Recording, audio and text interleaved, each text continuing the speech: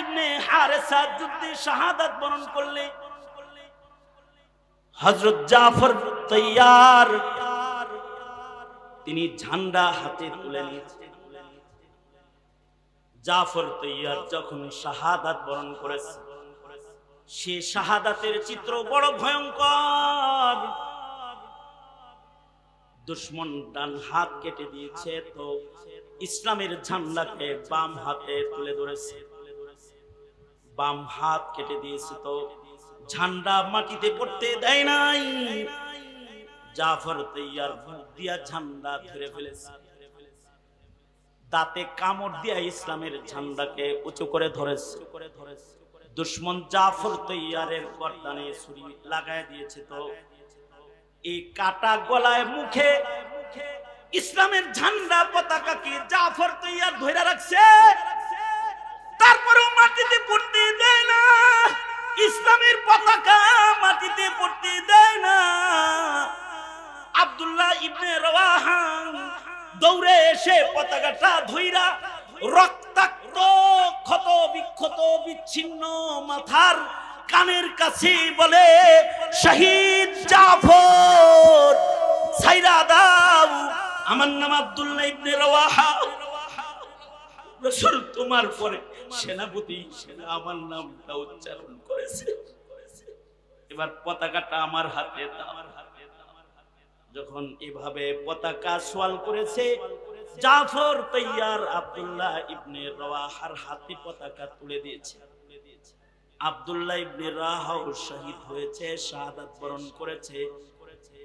আর আল্লাহর রাসূল মদিনায় বৈশা বৈশা বলতেছেন, কেবল যায়েদ ইবনে হারেসা জান্নাতে গেল, কেবল জাফর উইরা উইরা জান্নাতে গেল। কাফেরেরা দুই ডানা কাটা দিছে, আল্লাহ জান্নাতের ডানা লাগায় দিছে, পাখি হইয়া উইরা উইরা জান্নাতে গেল। জাফর তৈয়ার শাহাদাত বরণ করেছে। এবার আব্দুল্লাহ ইবনে রওয়াহা শাহাদাত বরণ করেছে।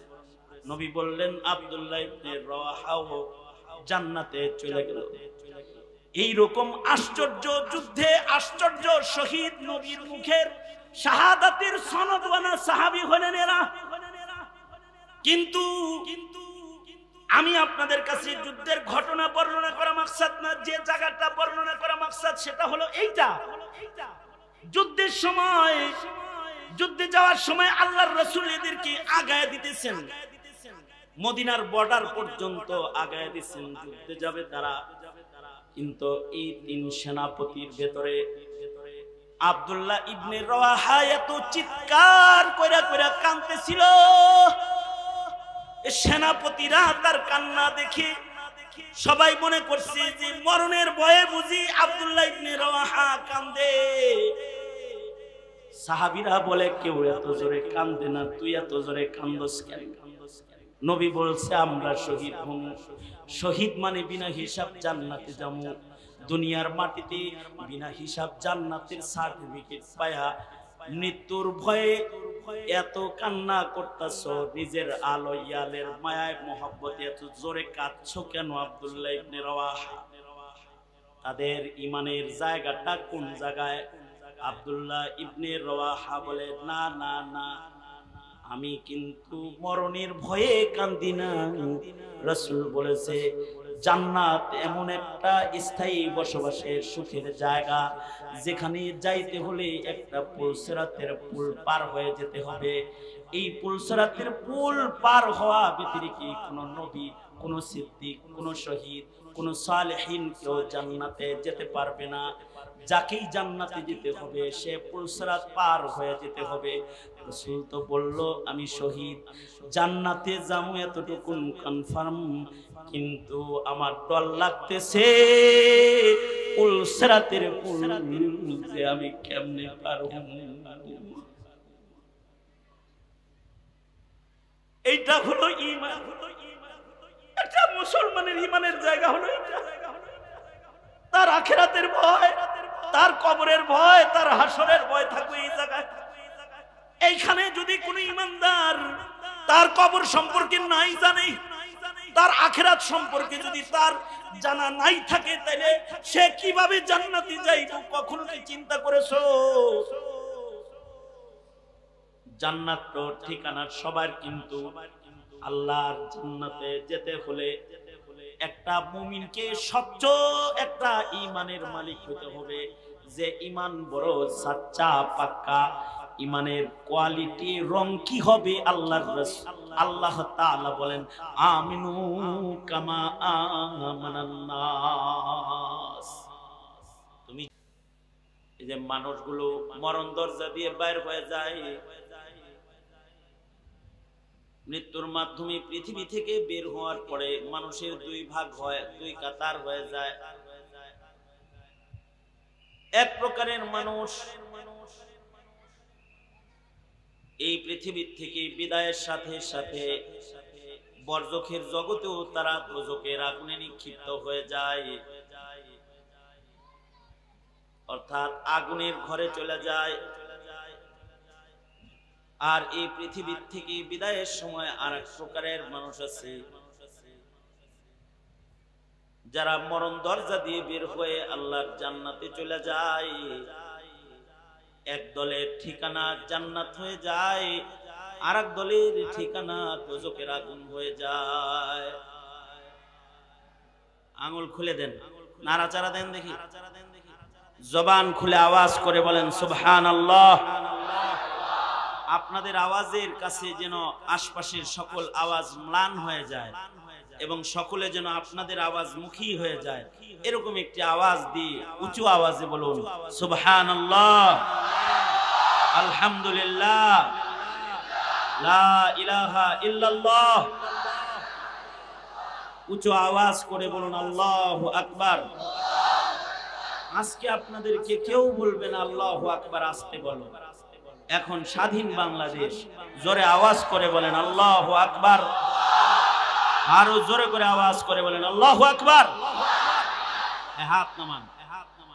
এই যেমন আমার দিকে ছিলেন, সরল সহজ কিছু কথা, একটু আমার দিকেই থাকেন, খেয়াল করে একটু শুনবেন।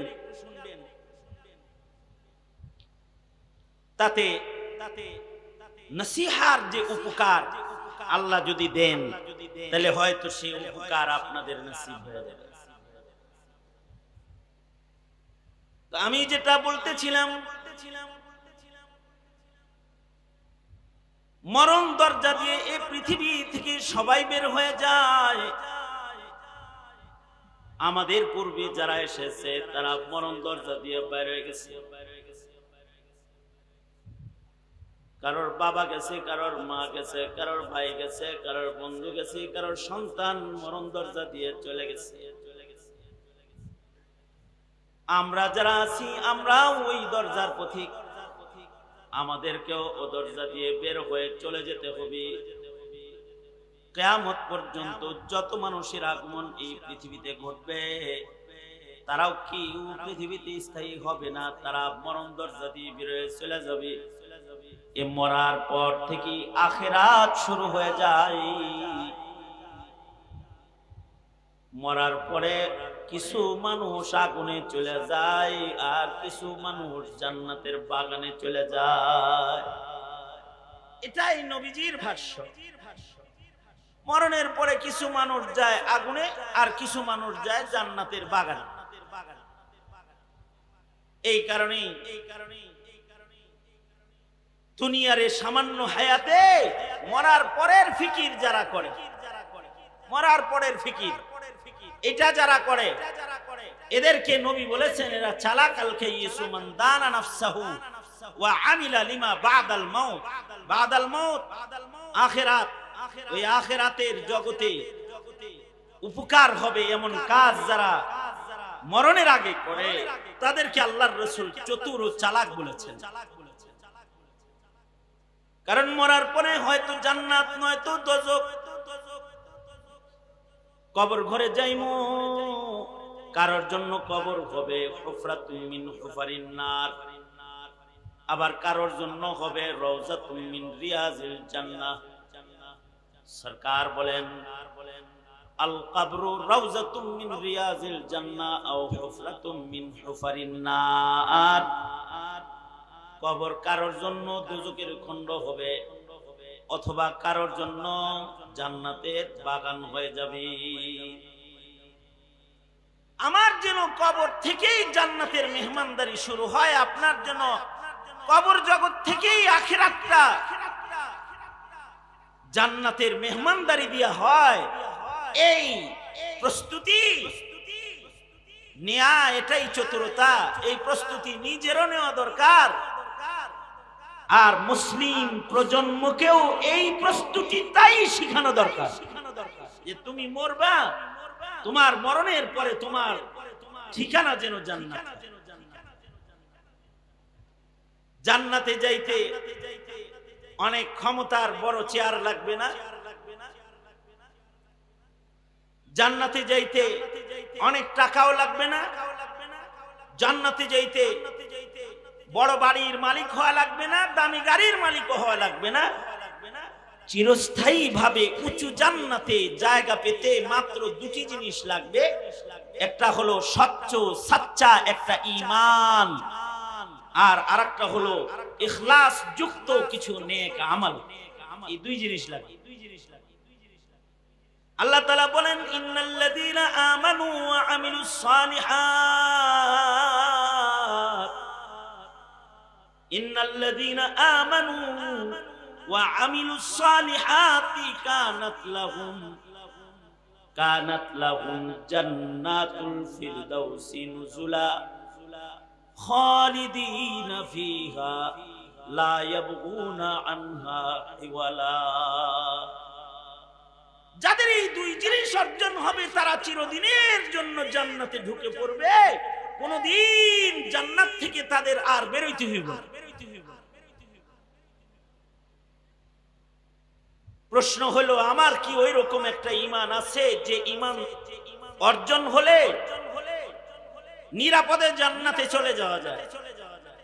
অথবা আমার কি এমন কিছু আমল আছে যে আমলওয়ালাগুলোর জান্নাতটা নিশ্চিত হয়, নিশ্চিত জান্নাত হয়?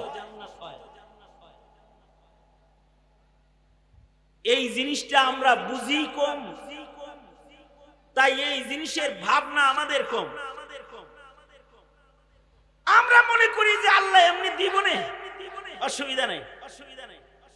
কিন্তু এই দুই দৌলত নিয়ে জান্নাতে নিরাপদে পৌঁছা যে একটা কঠিন কাম, এইটা আমরা বুঝি না। এটা বুঝছে সাহাবায়ে কেরাম।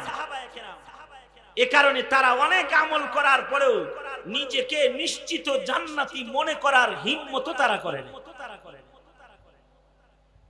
অথচ আমরা যে এই যুগে বসবাস করি, এই যুগের মুসলমান অথবা প্রজন্ম, তাদের তো ঈমান কি জিনিস এই বুঝটাই নাই। ঈমান কি জিনিস, ঈমান কাকে বলে এই বুঝ নাই। উদাহরণ হিসেবে আমি আমার বন্ধুর জানাজার নামাজটা আপনাদের কাছে পেশ করি। মানে আমার এক দোস্ত এক মাইয়িতের জানাজা পড়ার লেগে গেছে, এক মাইয়িতের জানাজার নামাজটা কেবল পড়াইছে। এই মাইয়িতকে ফ্রিজে রাখা হয়েছিল 2 দিন, এখন কিন্তু মাইয়িতকে ফ্রিজে রাখা হয়। অথচ মাইয়িত ইন্তেকালের পরে জান্নাত, সে যদি জান্নাতি হয়, জান্নাতের হুর গেলমানরা তার অপেক্ষা করতে থাকে।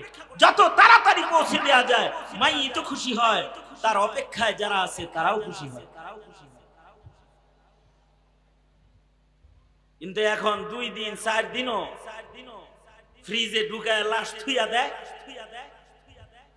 ছেলে মেয়ে কেউ কানাডা থাকে, কেউ আমেরিকা থাকে, কেউ লন্ডন থাকে, এটি আসে, এরপরে দাফন হয়।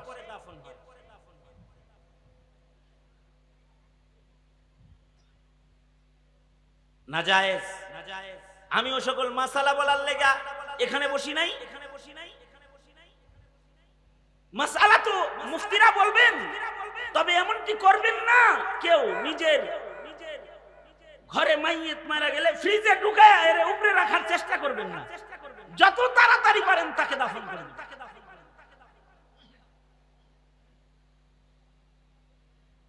তো ফ্রিজে লাশ থুয়ে দিছে, ছেলে বিদেশ থেকে আসছে, এরপরে জানাজা হইতেছে। ছেলে বাবার জানাজা পড়তে এসেছে, সাথে নিজের ছেলেরেও লয়ে আইছে, ছোট ছেলে বাচ্চাটাকে নিয়ে আসছে দাদার লাশ দেখানোর জন্য।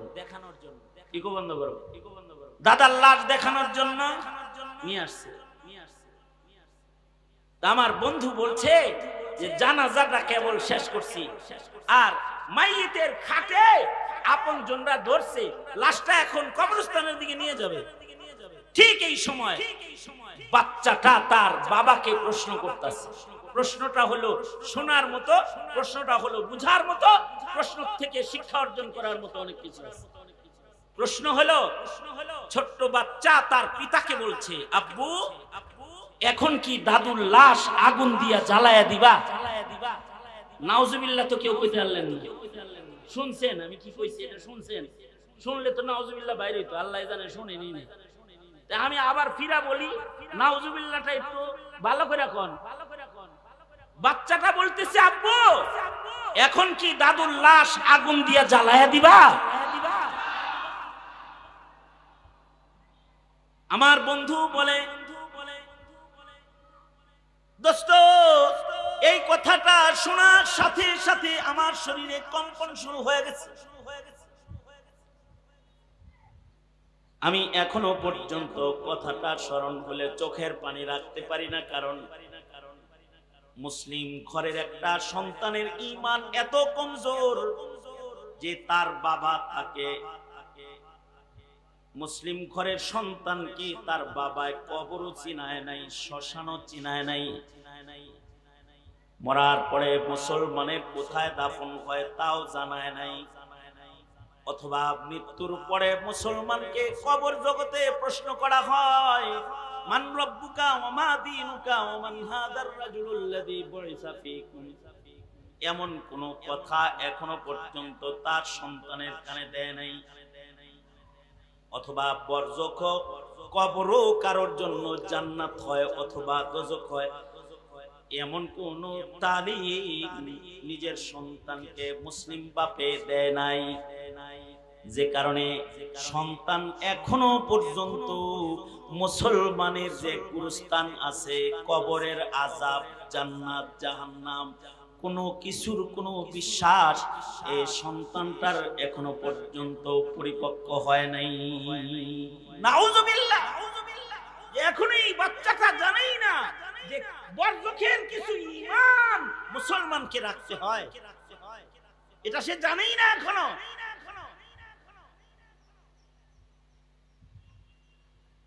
তবে সন্তান বরজখে আযাব আছে, যেমন নাস্তিকরা এখন এই জিনিসটা আমাদের শিক্ষিত সমাজকেও গিলাইতে চায়। নাস্তিকেরা ওরা স্কুল কলেজে বসে বসে নাস্তিকরা বলতে থাকে কবরের আযাব বলতে কিছু নাই, মৌলবীদের কথায় ভয় পাওয়া দরকার নাই, এগুলো ওরা বলে।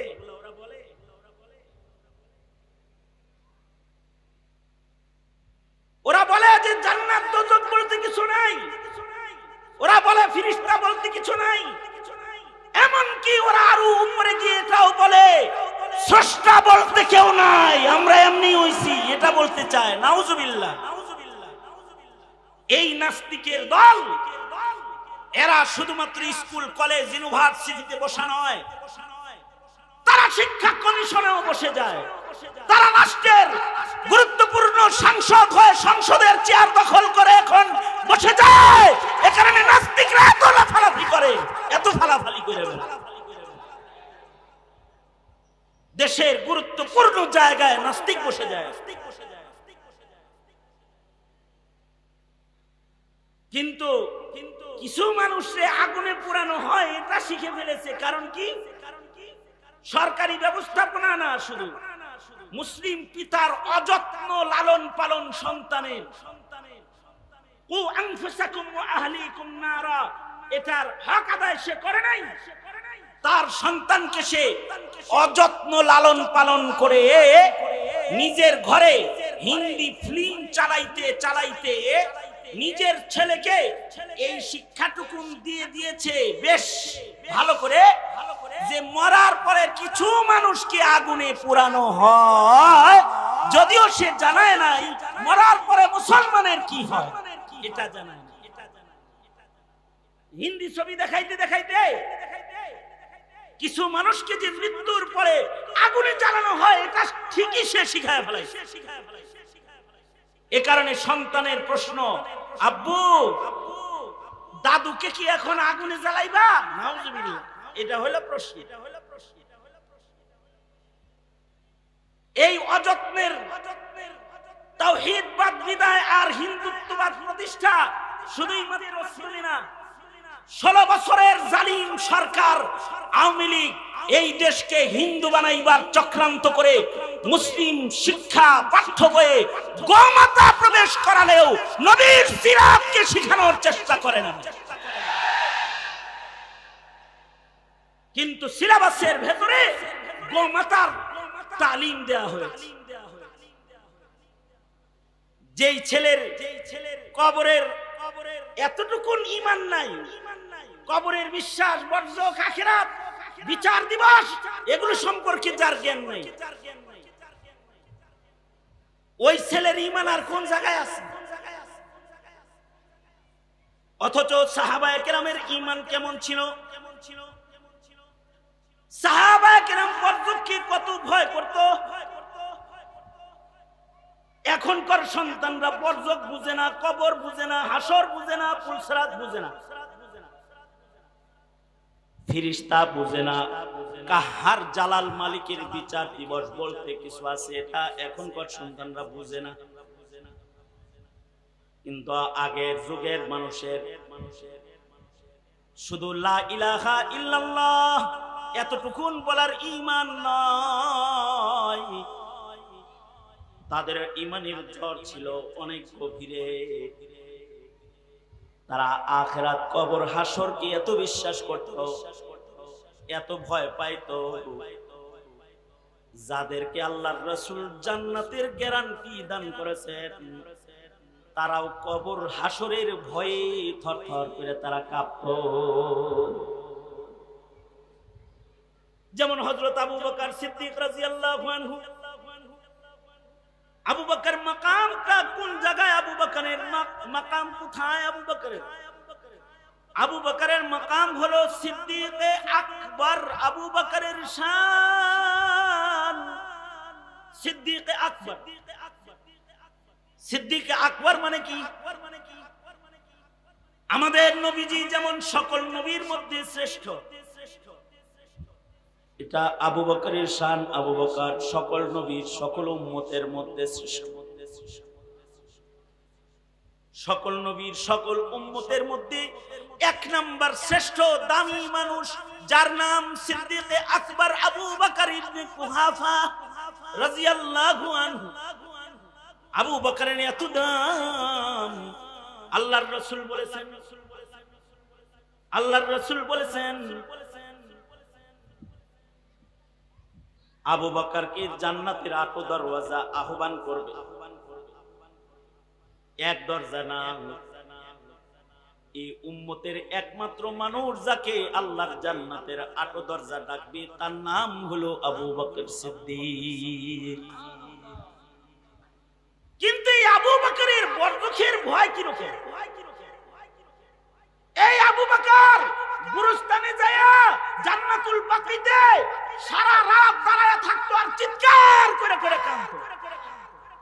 এলাকার মানুষ আসলে জিগাইতো, আমিরুল মুমিনিন এথায় দাঁড়ায় এভাবে কাঁদতেছেন কেন? তিনি বলতেন, কবরের ভয়ে কাঁদতেছি, কারণ এই গুরুস্থানে আমার বহু সাথীরা ঘুমিয়ে আছে, আমাকেও আসতে হবে, না জানি কবর আমার সাথে কি আচরণ করে।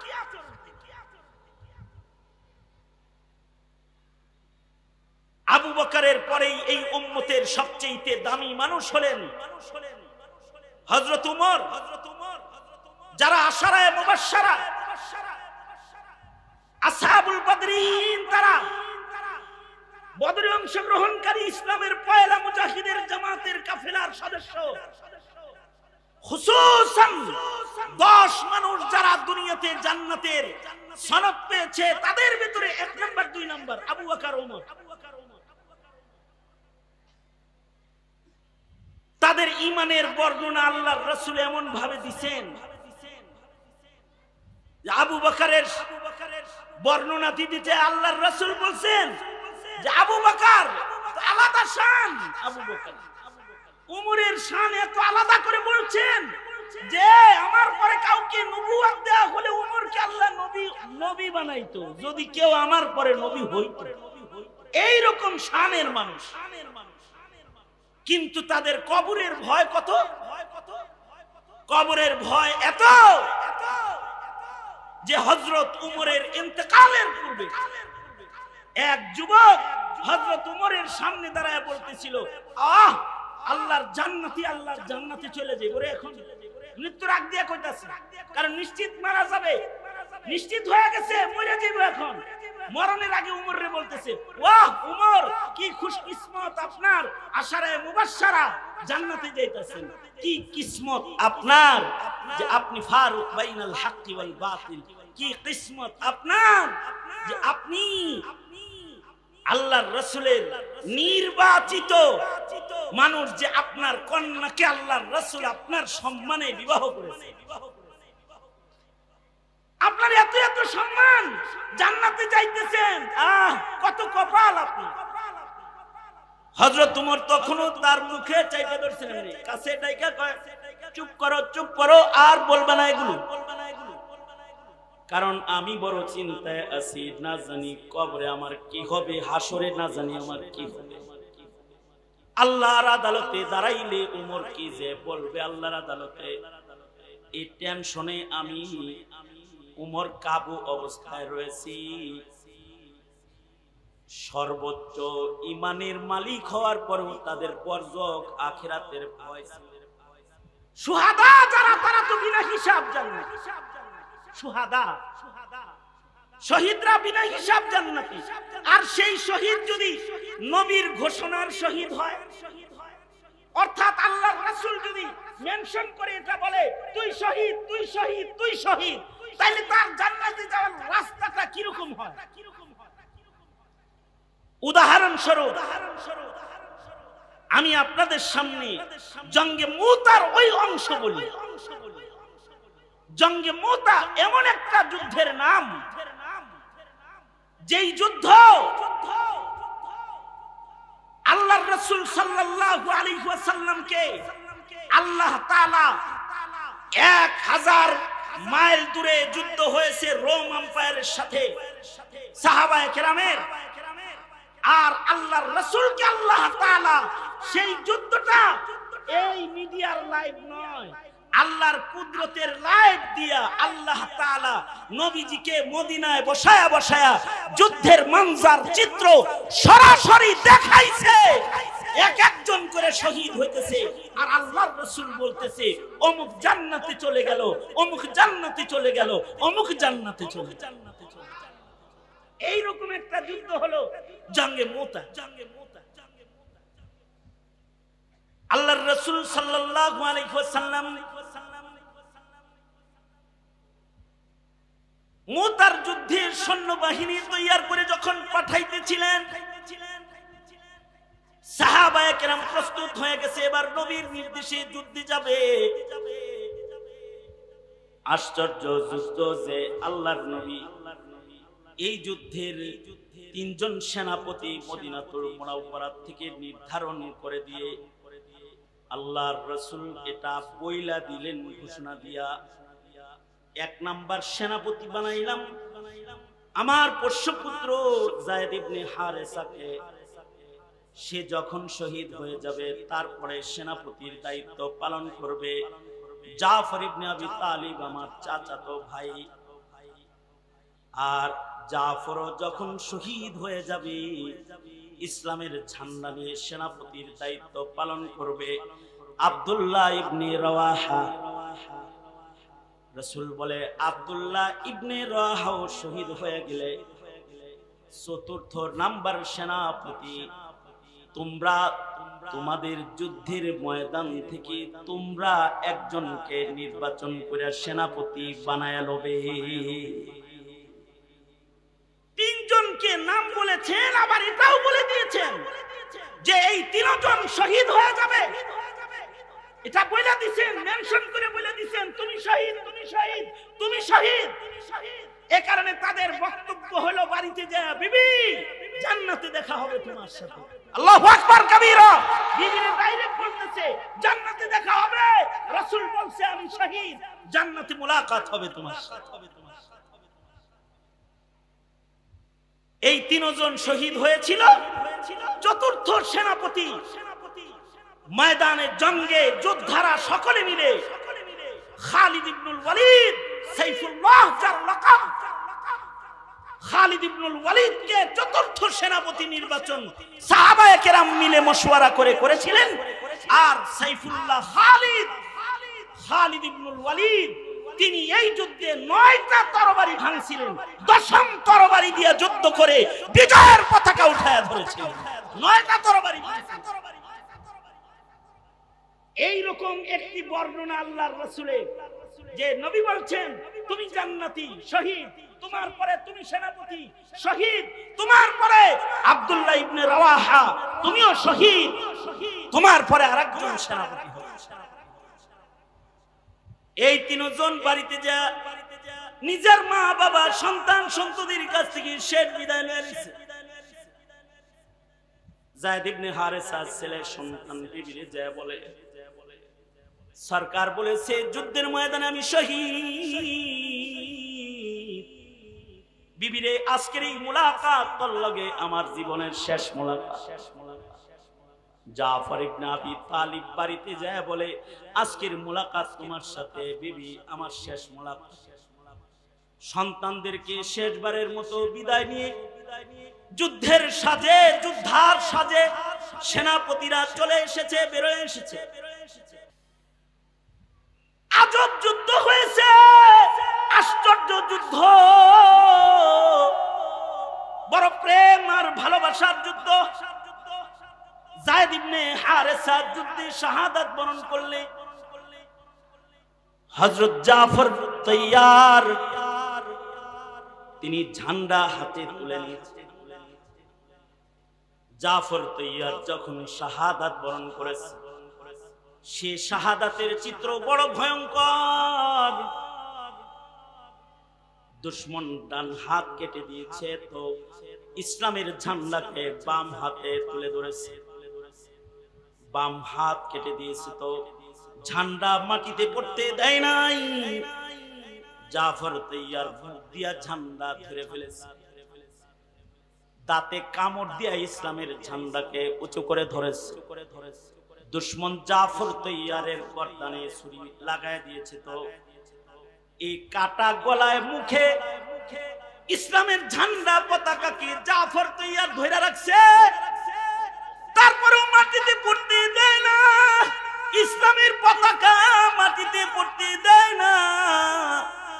আব্দুল্লাহ ইবনে রাওয়াহা দৌড়ে এসে পতাকাটা ধইরা রক্তাক্ত ক্ষত বিক্ষত বিচ্ছিন্ন মাথার কানের কাছে বলে শহীদ জাফর ছাইরা দাও, আমার নাম আব্দুল্লাহ ইবনে রাওয়াহা। রাসূল তোমার পরে সেনাপতি আমার নামটা উচ্চারণ করেছে, এবার পতাকাটা আমার হাতে দাও। যখন এভাবে পতাকা সোয়াল করেছে, জাফর তৈয়ার আব্দুল্লাহ ইবনে রাওয়াহার হাতে পতাকা তুলে দিয়েছে। আব্দুল্লাহ ইবনে রাওয়াহা শহীদ হয়েছে, শাহাদাত বরণ করেছে। আর আল্লাহর রাসূল মদিনায় বৈশা বৈশা বলতেছেন কেবল যায়েদ ইবনে হারেসা জান্নাতে গেল, কেবল জাফর উইরা উইরা জান্নাতে গেল। কাফেরেরা দুই ডানা কাটা দিছে, আল্লাহ জান্নাতের ডানা লাগায় দিছে, পাখি হইয়া উইরা উইরা জান্নাতে গেল। জাফর তৈয়ার শাহাদাত বরণ করেছে। এবার আব্দুল্লাহ ইবনে রাওয়াহা শাহাদাত বরণ করেছে। নবী বললেন আব্দুল্লাহ ইবনে রাওয়াহাও জান্নাতে চলে গেল। এই রকম আশ্চর্য যুদ্ধে আশ্চর্য শহীদ নবীর মুখের শাহাদাতের সনদওয়ালা সাহাবী হলেন এরা। কিন্তু আমি আপনাদের কাছে যুদ্ধের ঘটনা বর্ণনা করা মাকসাদ না, যে জায়গাটা বর্ণনা করা মাকসাদ সেটা হলো এইটা। যুদ্ধের সময় যুদ্ধে যাওয়ার সময় আল্লাহর রাসূল এদেরকে আগায় দিতেছেন, মদিনার বর্ডার পর্যন্ত আগায় দিচ্ছেন, যুদ্ধে যাবে তারা। কিন্তু এই তিন সেনাপতির ভেতরে আব্দুল্লাহ ইবনে রওয়াহা এত চিৎকার কইরা কইরা কাঁদতেছিল, সেনাপতিরা তার কান্না দেখে সবাই মনে করছে যে মরণের ভয়ে বুঝি আব্দুল্লাহ ইবনে রওয়াহা কান্দে। সাহাবীরা বলে কেউ এত জোরে কান্দে না, তুই এত জোরে কান্দস কেন? নবী বলছে আমরা শহীদ হব, শহীদ মানে বিনা হিসাব জান্নাতে যাবো।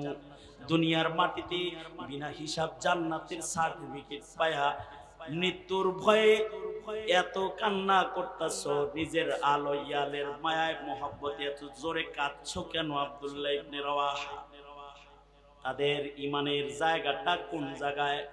আব্দুল্লাহ ইবনে রওয়াহা বলে না না না, আমি কিন্তু মরণের ভয়ে কান্দি না।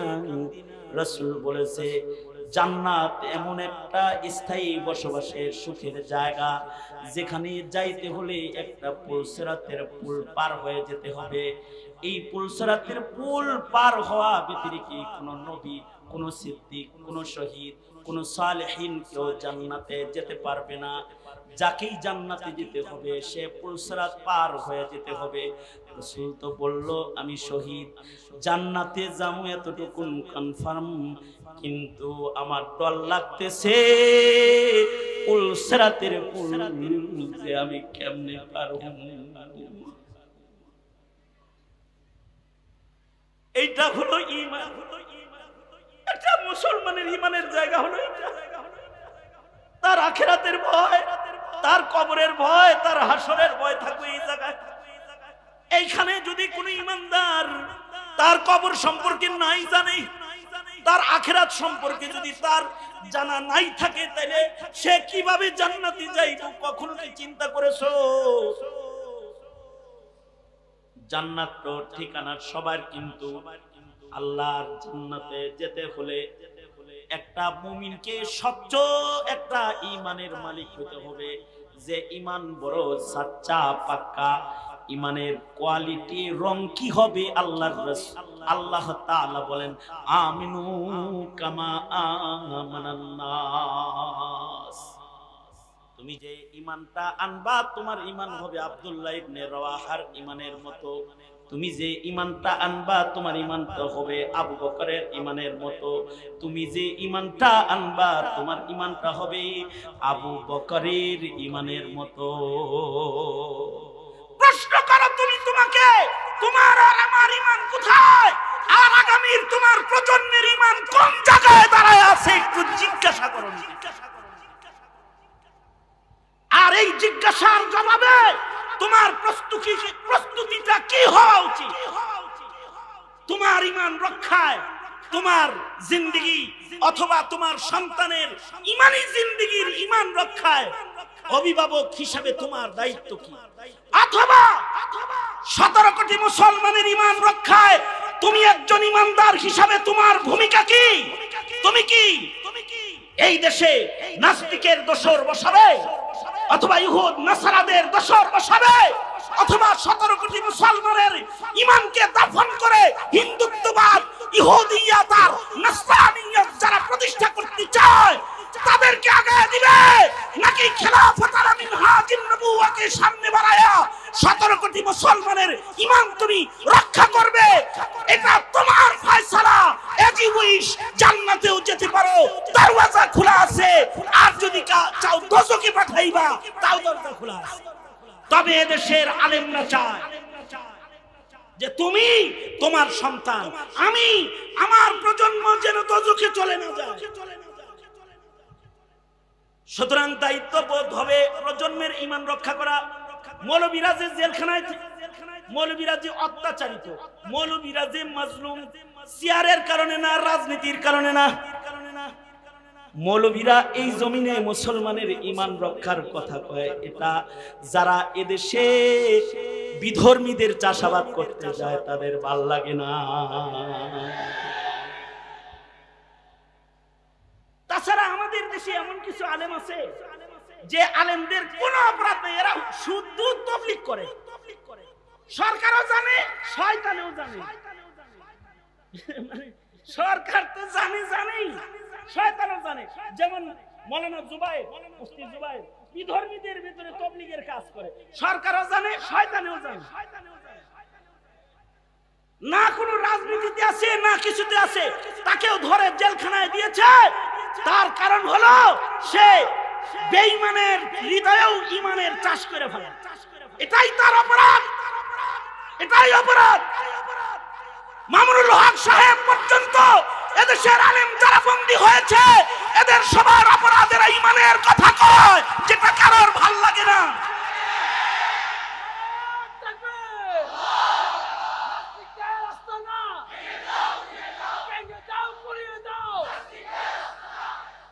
সুতরাং তুমি তোমার সন্তানকে ঈমান শিখাও। আলেম ওলামার কাছে গেলে সন্তানের ঈমান ঠিক হবে, আমল ঠিক হবে। সন্তানটারে মাদ্রাসায় আলেমদের সাথে তাল্লুক দাও, শাহবাগী গোল্লকে তাল্লুক দাও, সন্তানটারে দাওয়াত ও তাবলীগের সাথে জুড়ে দাও, সন্তানটাকে আল্লাহ ওয়ালাদের সাথে খানকার সাথে জুড়ে দাও। ঈমান রক্ষা হবে। কারণ জান্নাতে যাইতে হইলে লাগবে স্বচ্ছ একটা ঈমান। ঠিক কিনা? দায়িত্ব আদায় করতে রাজি তো ইনশাআল্লাহ? দায়িত্ব আদায় করতে রাজি? কি দায়িত্ব? প্রজন্মের ঈমান বাঁচাও। বলুন কি বাঁচাও? আরো জোরে আওয়াজ করে বলুন, প্রজন্মের ঈমান বাঁচাও, ঈমান বাঁচাও, ঈমান বাঁচাও, ঈমান বাঁচাও। ইনশাআল্লাহ কারা কারা দায়িত্ব পালন করবো ওয়াদা করুন না। এক মিনিট এবারে আপনি, আমার সমস্যা আছে, বুক ভেঙে গেছে, 15 মিনিট থাকলে আমি মারা যাবো। না না না না, দেরি আসতে যানজটের রাস্তা। আমি আপনার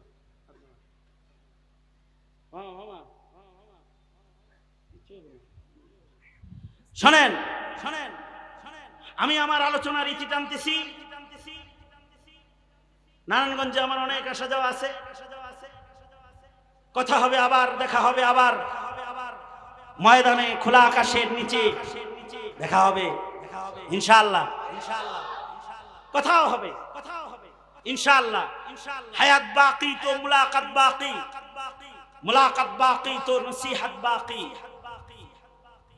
এখন আমার পরে আপনাদের সামনে যিনি আসবেন, তিনি হলেন জাতির সংকটে, এই জাতির রাহবারির জিম্মাদারি যিনি জালিম এর জুলুম আর অত্যাচারের মুখে ধরে রেখেছিলেন, হেফাজতে ইসলাম বাংলাদেশের সংগ্রামী মহাসচিব, আমার মুরব্বী, এদেশের উলামায়ে কেরামের মুরব্বী আল্লামা শেখ সাজিদুর রহমান দামাত বরকাতুহুমুল আলিয়া হুজুর তাশরীফ এনেছেন। এক্ষুনি হযরত মহাসচিব মহোদয় গুরুত্বপূর্ণ নসিহা এবং গুরুত্বপূর্ণ বক্তব্য আপনাদের সামনে প্রদান করবেন। হুজুর আসতেছেন, দেখা যাইতেছে। আপনারা একটু এই সংগ্রামী মহাসচিবকে স্বাগত জানিয়ে একটু আকাশ বাতাস মুখরিত করে একটু তাকবীরের ধ্বনি দিতে পারবেন না? একটু তাকবীর দিয়ে হুজুরকে স্বাগত জানাই। নারায়ে তাকবীর, নারায়ে তাকবীর, নারায়ে তাকবীর, নারায়ে তাকবীর। মহাসচিব মহোদয়ের আগমন, মহাসচিব মহোদয়ের আগমন। নারায়ে তাকবীর, নারায়ে তাকবীর। আল্লামা মামুনুল হক দামাত বরকাতুহুমের নামে যে মিথ্যা মামলা, সেটার আগামীকালকে কোর্টে রায় আছে। এই যে ওনার উকিল এখানে আছে, 14 তারিখ, আগামী 14 তারিখে। আপনারা দোয়া করেন জজ সাহেবের মাথার ঘিলুটা যেন ঠিক থাকে, আর ফয়সালা যেন সুন্দর হয়। ফয়সালা যদি অসুন্দর দেয় তাহলে কিন্তু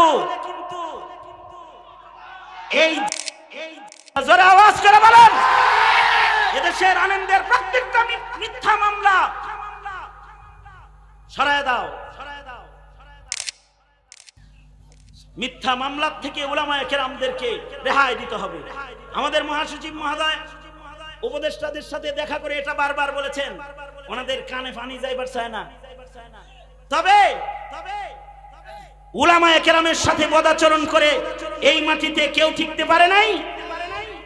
হাসিনাকে আকাশ দিয়ে উড়ে পালিয়ে যেতে হয়েছে। এখন যারা আছে তারা আলেমদের সাথে যদি নজর ভালো না করে তাদেরকেও হুঁশিয়ারি জানাচ্ছি, এ জাতি তাদেরকেও ওভাবে বিদায় করে দিবে, ওভাবে বিদায় করে দিবে। আল্লাহ কবুল আর মঞ্জুর করেন, আমাদেরকে নিরাপদ জিন্দেগি আমাদেরকে দান করেন, আমিন। ওয়া আখিরু দাওয়ানা আলহামদুলিল্লাহি রাব্বিল আলামিন। আসসালামু আলাইকুম ওয়া রাহমাতুল্লাহি ওয়া বারাকাতুহু।